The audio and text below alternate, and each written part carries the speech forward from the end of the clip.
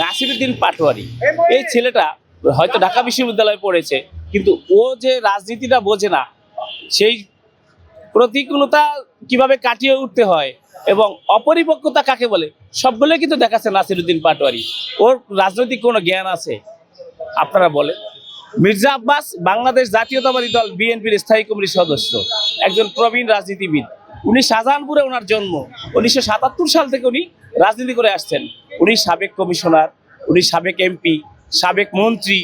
আর ওনার সামনে যদি একজন অতিশয় ভদ্রলোককেও জামাত জোট প্রার্থী করতো, মনে করতাম যে না আসলে কি একটা যোগ্য প্রার্থীকে ওরা সামনে আনছে। এখন এটাকে দেখা যাচ্ছে কি জানেন, জাহাজের সাথে ডিঙ্গা ভেঙে বাঁধা ওরা পায়ে পাড়া দিয়ে ঝগড়া করার মতো একটা অবস্থা তৈরি করছে এখানে।